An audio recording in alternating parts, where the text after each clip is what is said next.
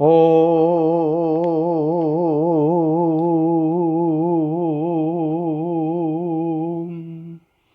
गुरुर्ब्रह्मा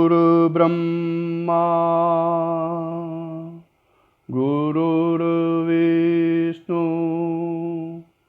गुरुर्देवो महेश्वरा गुरु साक्षात् परब्रह्म तस्मै श्री गुरुवे नमः। यस्य पादप्रभाधस्ता प्रपञ्चो भाति भासुरः तमहं सद्गुरु वन्दे पूर्णानन्द चिदात्मकं पूर्णानन्द चिदात्मकम्। ॐ नारायणी नमस्कृता नरं चैव नरोत्तमां देवी सरस्वती व्यासं ततो जयमुदीरयेत्। शंकराचार्या केशवा बादरायणाय सूत्रभाष्य कृतवन्दो भगवन्तो पुनः पुनः। ॐ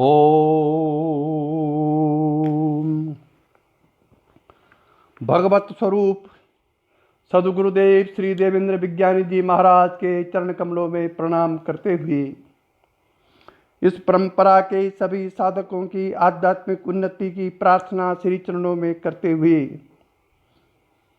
श्री गुरुदेव द्वारा लिखित भागवत सार संग्रह का 5वां पाठ प्रवचन के रूप में प्रसारित किया जा रहा है।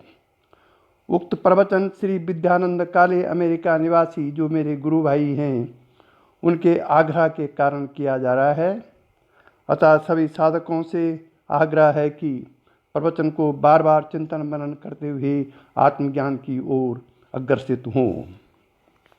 कल के प्रसंग में लास्ट प्रसंग था कि अंशी को पाने में अंश के लिए असंभावना तो संभव ही नहीं है, अर्थात हमारा आत्मा ही परमात्मा का अंश है। तो हमारी जीवात्मा को या आत्मा को या हमको परमात्मा पाने की असंभावना कैसी। इसके आगे अब प्रवचन कहते हैं कि अपना आत्मा ही परमात्मा है जो अंतःकरण अर्थात अहम बुद्धि चित्त मन की गुहा में निबद्ध होकर अपने वास्तविक सच्चिदानंद स्वरूप को ही भूल गया है।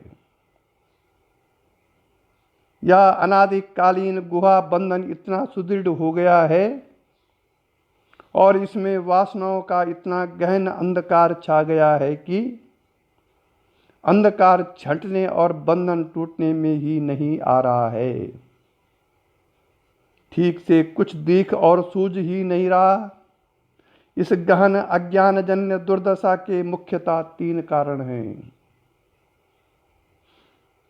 यह अंधकार क्यों नहीं छट रहा है, या कुछ आपको आत्म प्रकाश क्यों नहीं दिख रहा है। इस अज्ञानजन्य दुर्दशा के श्री गुरुदेव ने इसमें 3 कारण बताए हैं, जिसमें पहला है जन्म मरणशील शरीर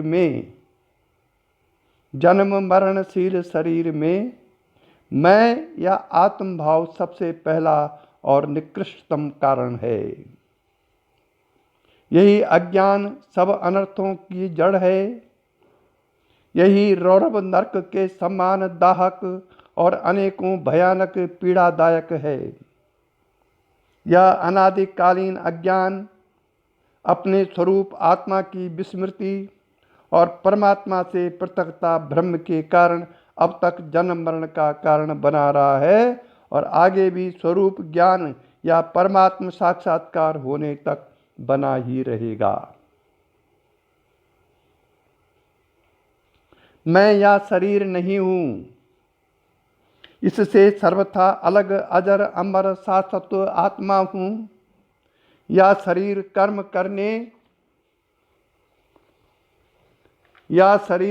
करने और किए हुए कर्मों का फल भोगने के का प्रारब्धवश मिला साधन या यंत्र मात्र है। निरंतर ऐसे विचार विवेक और युक्तियों द्वारा शरीर से पृथक अपने आत्म स्वरूप को पहचानना और शरीरात्म भाव को पूर्णतया नष्ट करना परमात्म साक्षात्कार की प्राथमिक अनिवार्यता है। नारायण बोलना पड़ेगा।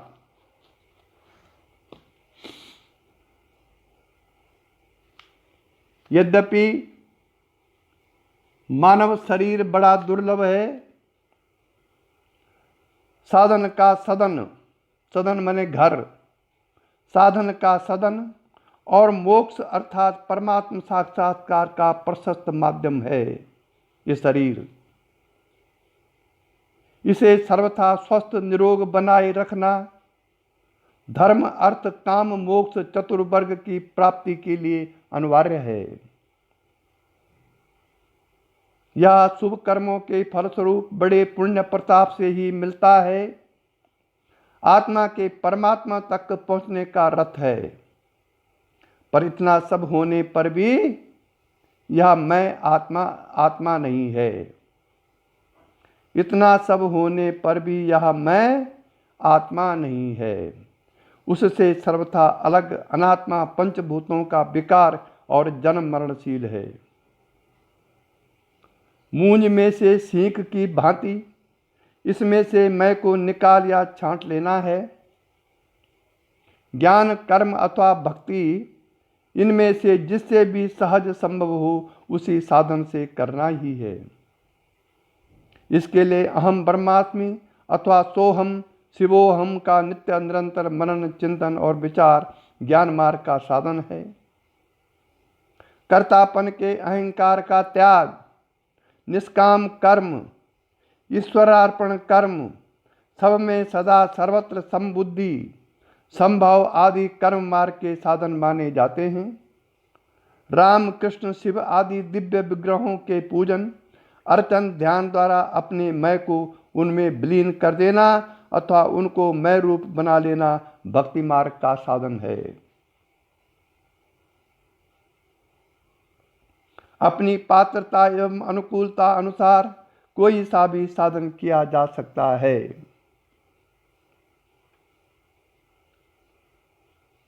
ये पहला कारण हो गया है आत्मा का आत्म साक्षात्कार का बाधा, जो पहला कारण ये है।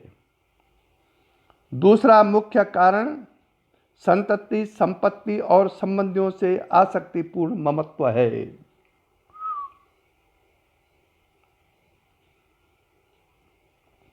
अहम और मम या इदम यमज हैं।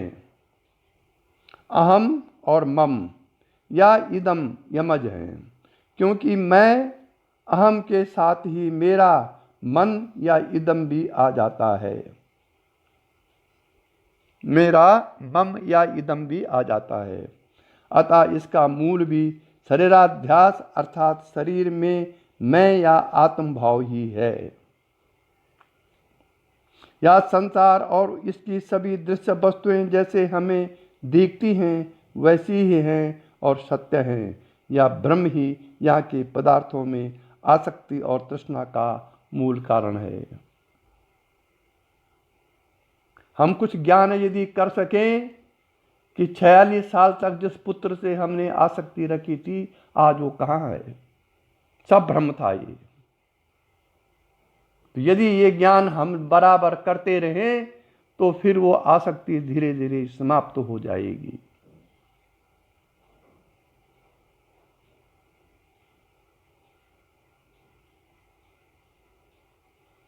तत्वदर्शी महात्मा और अध्यात्म शास्त्र बार बार बताते और समझाते हैं कि यह जगत एक दीर्घ स्वप्न है। यहाँ का प्रत्येक जड़ चेतन पदार्थ स्वप्न में दिखने वाले पदार्थों तथा दृश्यों के समान ही नश्वर है। अतः इनकी चाह, इनमें ममता और आसक्ति महा दुखदायी बंधन कारक अज्ञान है। इच्छा तो स्थायी स्थिर उपादेय की ही होनी चाहिए, परंतु इस जगत की तो कोई भी वस्तु ऐसी नहीं है जो नाशवान न हो और कभी भी किसी भी क्षण हमसे छीन न सकती हो। एक सेकंड, एक क्षण लगता है छीनने में, जिसके लिए हमने बड़े बड़े महत्वाकांक्षाएं मन में पाले हुए थे, एक क्षण नहीं लगा।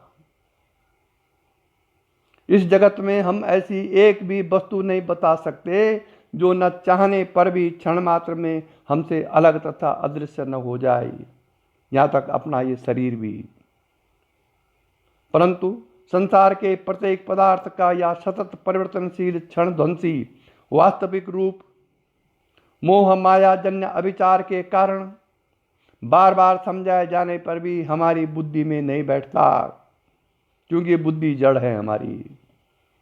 यद्यपि इसमें चेतना का प्रकाश है, लेकिन उस चेतना का प्रकाश का प्रयोग तो हम करते ही नहीं हैं। शरीर, संतति, संपत्ति आदि सभी इस जगत के ही पदार्थ हैं, जो निरंतर परिवर्तनशील तथा क्षणध्वंसी हैं। कभी भी किसी भी क्षण हमें विवश होकर छोड़ने ही पड़ेंगे। इनमें ममता और आसक्ति, मिथ्या और बंधक त्रासदी है। हमें दूसरों के जन्म और मरण से अपने जन्म मरण को बुद्धि में लाना तथा इन पर विचार करना चाहिए। जगत का कोई भी पदार्थ, कोई भी शरीर ऐसा नहीं है जो पैदा होने से पहले अदृश्य या अव्यक्त न रहा हो। पैदा होने के बाद ही दृश्य न बनता हो। स्थिति काल में घटता बढ़ता या बदलता रोगी सुखी दुखी न होता हो। स्थिति काल में घटता बढ़ता या बदलता या रोगी या सुखी दुखी न होता हो। एक न दिन नष्ट होता या मरता न हो। नष्ट होने या मरने के बाद पुनः अदृश्य का अदृश्य ही न हो जाता हो। अदृश्य से अदृश्य या अव्यक्त से अव्यक्त होने तक के मध्य की ये सभी स्थितियां स्वप्न जैसी परिवर्तनशील तथा नश्वर हैं।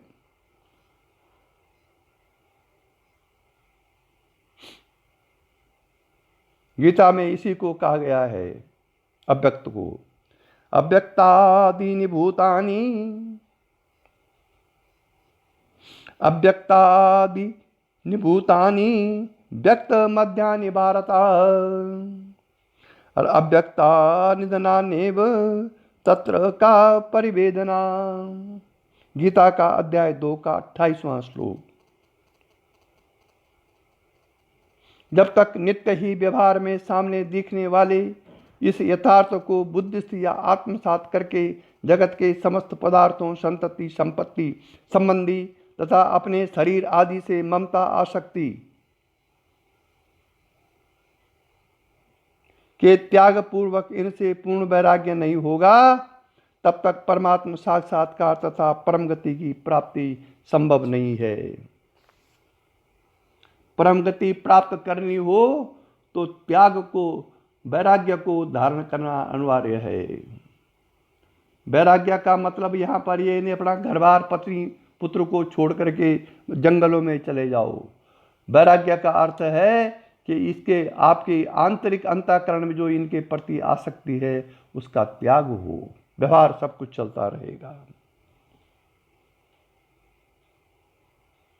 मोक्ष कामी को जगत की मिथ्या स्वरूप का प्रयत्न पूर्वक परित्याग करना ही चाहिए। इन विनाशी पदार्थों की इच्छा, मोह, ममता तथा आसक्ति कैसी और क्यों? तीसरा मुख्य कारण परमात्मा या निजात्मा के स्वरूप का अज्ञान है।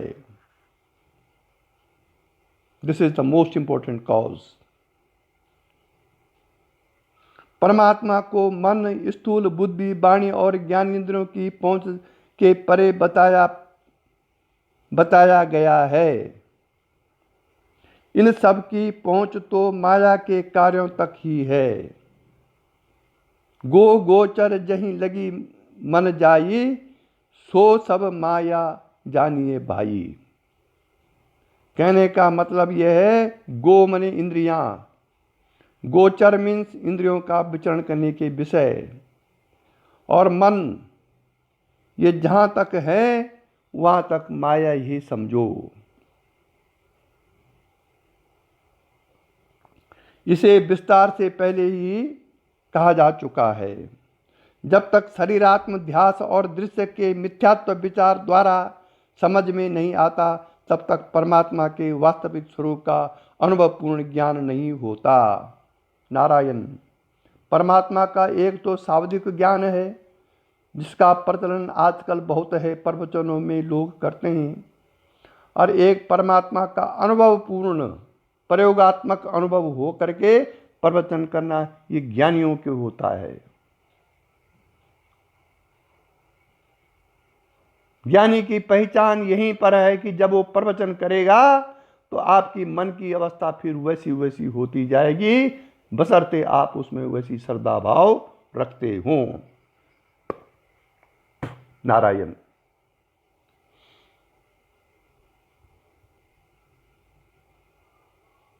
वासनाओं के विनाश बिना चित्त तथा अंतःकरण निर्मल नहीं होता।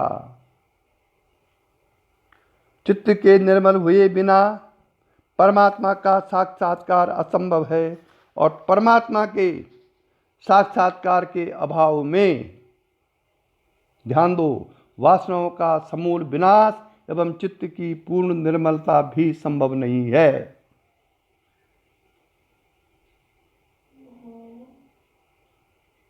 इस प्रकार ये तीनों परस्पर सापेक्ष हैं। अतः वासना क्षय, चित्त निग्रह और परमात्म स्वरूप का चिंतन, ये तीनों लगातार और साथ साथ किए बिना परम पद की प्राप्ति अथवा मोक्ष संभव नहीं है।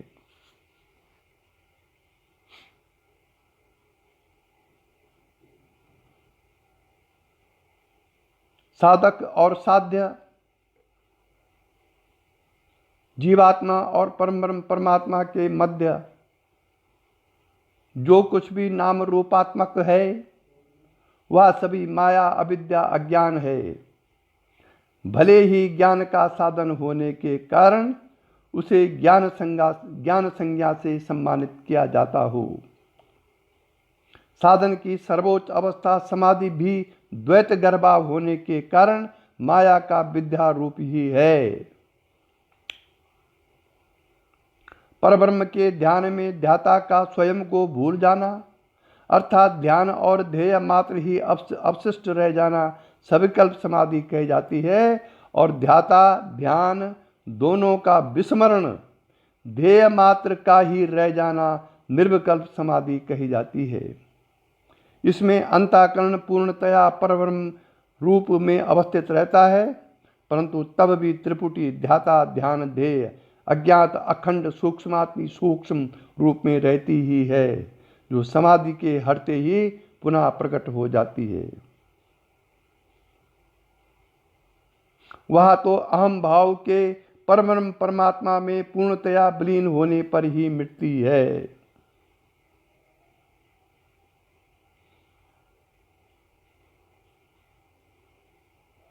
इससे पहले की सभी उच्चतम अवस्थाएं भी अंतःकरण की हैं, जो माया के ही रूप विद्यामय हैं। धारणा ध्यान की परिपक्वता के पहले अर्थात अभ्यास काल और बाद की सभी अवस्थाएं अंतःकरण की हैं, जो स्वयं भी प्रकृति का ही कार्य है।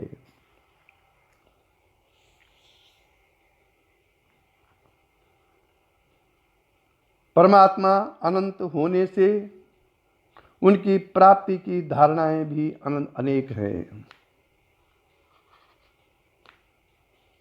अपनी अपनी पात्रता, अनुकूलता तथा रुचि के अनुसार जो भी धारणा साधन अपनाया जाए, उसे ही निरंतर श्रद्धा, विश्वास, पुरुषार्थ और धैर्यपूर्वक संपूर्ण साक्षात्कार पर्यंत करते रहने से यथा समय सफलता अवश्य ही मिलती है। इति ओम। ये हमारे गुरुदेव श्री देवेंद्र विज्ञानी जी महाराज का इस भागवत सार संग्रह का स्वकथ्य है, जिसमें सब कुछ आ गया है। अब चूंकि ये भागवत सार संग्रह है, ये एक पुराण है, इसलिए इस पुराण का परिचय अब दिया जाता है।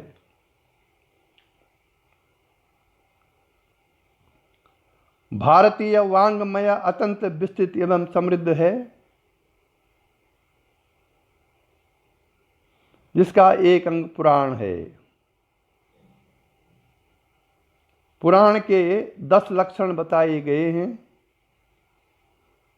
ये पुराण परिचय दिया जा रहा है, अर्थात किसी रचना को पुराण नाम से संबोधित करने के लिए उसमें ये 10 लक्षण होने आवश्यक हैं। पहला है सर्ग, जिसको विश्व सर्ग भी बोलते हैं।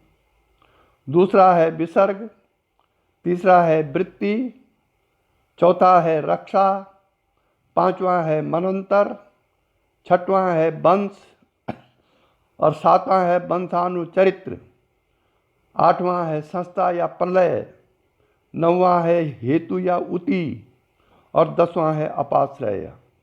ये जिस रचना में ये 10 लक्षण पाए जाते हैं उसे ही पुराण कहा जा सकता है।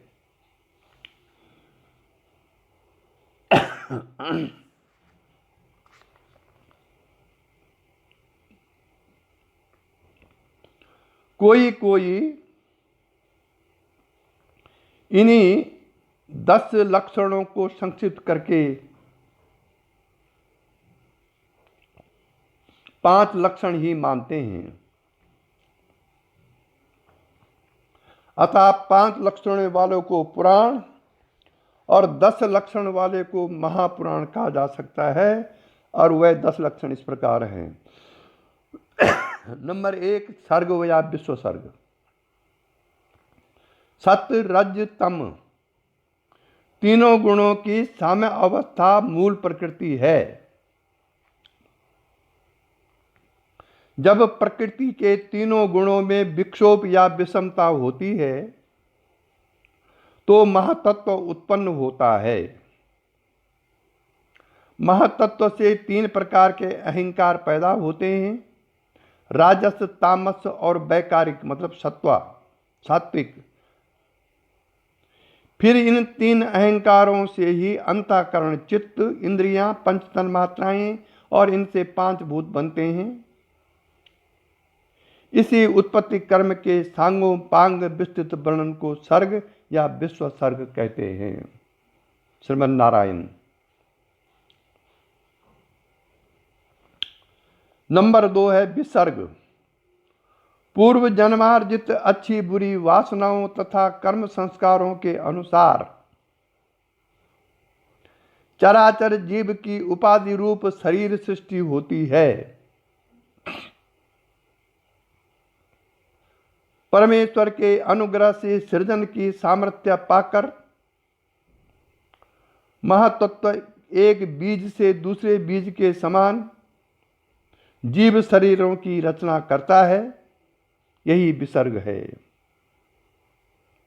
महातत्व की सृष्टि रचिता हिरण्यगर्भ ब्रह्मा अथवा समष्टि मन है।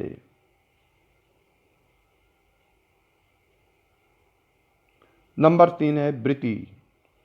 चर प्राणियों के जीवन निर्वाह की सामग्री अचर पदार्थ है। चर प्राणियों के दूध आदि भी इनमें शामिल हैं। इन्हीं को वृत्ति कहते हैं। इनमें से कुछ तो शास्त्र सम्मत हैं और कुछ अपनी कामना के अनुसार स्वभाववश स्वयं ही निश्चित कर ली गई है। नंबर 4 है रक्षा। श्री भगवान युग युग में समय समय पर अधर्म का विनाश, धर्म की स्थापना, संतों की रक्षा और असुरों के संहार के लिए पशु, मानव, देवता आदि के अनेकानेक रूपों में अवतार लेते हैं और भक्तों के हित में अनेकों लीलाएं करते हैं।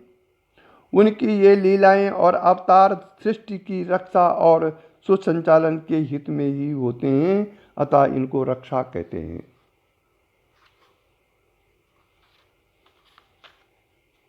मनवंतर, मनु देवता, मनु पुत्र, इंद्र, सप्तर्षि और श्री भगवान के अंशावतार, इन्हीं 6 की विशेषता से युक्त समय को मनवंतर कहते हैं।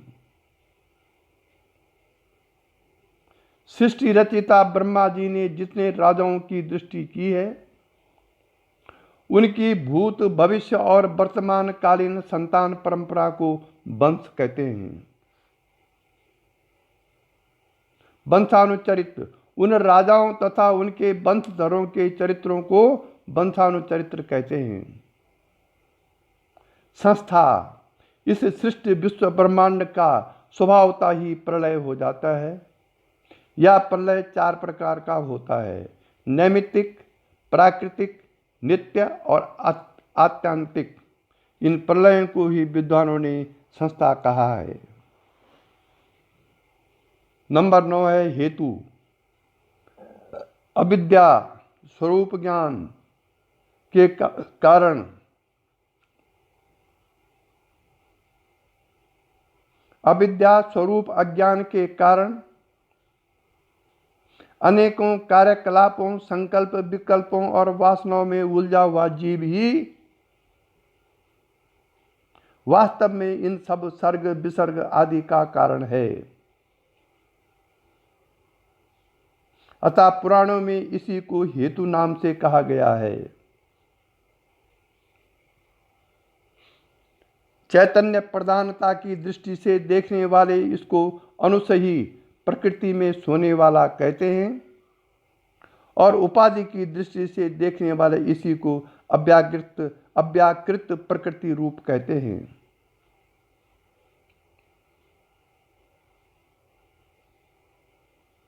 इस जीव की जागृत, स्वप्न और सुषुप्ति 3 अवस्थाएं हैं। इनके अभिमानी जीव को कर्मशः विश्व, तेजस और प्राज्ञ कहते हैं, जो इसके मायामय रूप हैं।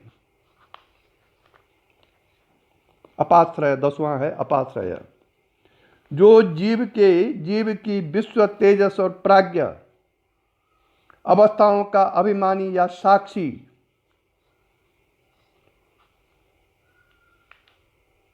और इन तीनों अवस्थाओं से परे जिनका अधिष्ठान मात्र है और तूर्य तत्व के रूप में भी अनुभूत होता है, वही ब्रह्म है। उसी को अपाश्रय कहा गया है, क्योंकि यही सबका परमाश्रय, परम अधिष्ठान है। ये 10 लक्षण महापुराण में पाए जाते हैं, इसीलिए उसको महापुराण कहते हैं। पुराण कुल 18 हैं, जिनके नाम निम्न प्रकार हैं। श्लोक के द्वारा बताया गया है कि मद्वयम भद्वयम चैव, मद्वयम भद्वयम चैव व्रत्रयम वच व चतुष्टकम, व्रत्रयम व चतुष्टकम अनापलिंगम अनापलिंग कुस्कानि पुराणानि प्रथक्षते। मद्वयम मत्स्य पुराण, मार्कंडेय पुराण मद्वयम नाम से माना गया उसको। मद्वयम मीन्स माँ से शुरू होने वाले 2 पुराण, मत्स्य पुराण और मार्कंडेय पुराण। भद्वयम मने भा से शुरू होने पुराण, इसमें है भविष्य पुराण और भागवत पुराण। व्रत्रयम मीन्स ब्र से शुरू होने वाले 3 पुराण, उसमें ब्रह्मांड पुराण है, ब्रह्म वैवर्त पुराण है और ब्रह्म पुराण है। इसको कहते हैं व्रत्रयम। व चतुष्टकम, व से शुरू होने वाले वराह पुराण, वामन पुराण, वायु या शिव पुराण और विष्णु पुराण, ये वा से शुरू हो रहे हैं। अनापलिंगक कुस्कानी का मतलब अग्नि पुराण, नारद पुराण, पद्म पुराण, लिंग पुराण, गरुड़ पुराण, कूर्म पुराण और स्कंद पुराण। इस प्रकार से ये 18 पुराण हो गए। यही पुराणों का परिचय है। और इसी के साथ आज का प्रवचन समाप्त हुआ। अब कल से मेन पुराण का महत्व और महात्म्य का वर्णन किया जाएगा। इति ओम। यही दिव्य दृष्टि हमें दीजिए भगवान, ओ कण कण में निस दिन तुम्हारे ही दर्शन। लखूं नित्य सर्वत्र मूर्ति तुम्हारी, सुनो जड़ जगत से ये कीर्ति तुम्हारी। यही दिव्य दृष्टि हमें दीजिए भगवन, ओ कण कण में निस दिन तुम्हारे ही दर्शन।